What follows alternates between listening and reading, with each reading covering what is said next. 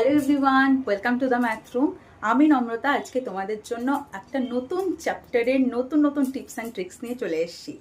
Mostly আমরা এক্সামগুলোতে যে ধরনের এক্সপ্রেশন দেখে থাকি তাদের মধ্যে একটা টাইপ আজকে আমরা একটু দেখি। আজকে যেটা শিখবো আমরা সেটা হলো max and mean value of trigonometric function. বিভিন্নভাবে আমরা বার করে থাকি, কিন্তু এই ট্রিক্সটা অ্যাপ্লাই করলে তোমরা কিন্তু খুবই কম সময়ে আনসারগুলো করতে পারবে।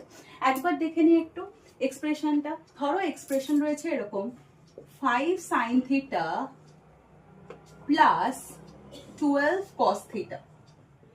ওকে, সো এই এক্সপ্রেশনটার আমাকে max value and mean value বার করতে হবে।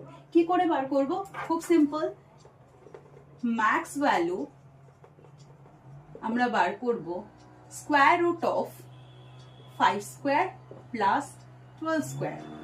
তাহলে কত হয়? 25 প্লাস 144 169 ইকুয়ালস টু 13। সো এই 13 হয়ে যাবে আমার এই এক্সপ্রেশনটা কিন্তু ম্যাক্সিমাম ভ্যালু। এবার যদি বলা হয় মিন ভ্যালুটা কি করে বার করব? মিন ভ্যালু হয়ে যাবে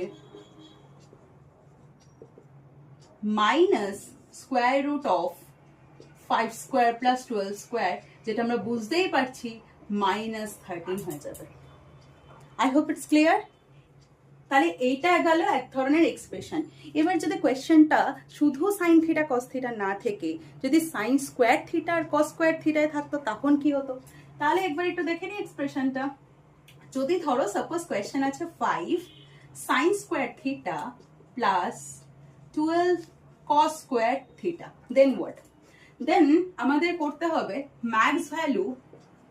এই এক্সপ্রেশনের ম্যাক্স ভ্যালু চলে আসবে ম্যাক্স অফ 5 আর 12। মানে তোমাকে চেক করে নিতে হবে 5 আর 12 এর মধ্যে কি ম্যাক্সিমাম। যেটা ম্যাক্সিমাম হবে সেটাই হবে পুরো এক্সপ্রেশনটার ম্যাক্স ভ্যালু।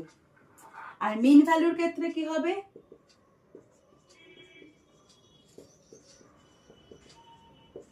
Minimum of 5,12।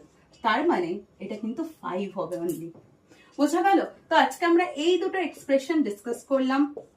আশা করি তোমরা সবাই বুঝতে পেরেছো। আজকে এই অবধি। নেক্সট ক্লাসে কিন্তু আবারও আমরা নতুন নতুন টিপস অ্যান্ড ট্রিক্স নিয়ে চলে আসবো। Thank you.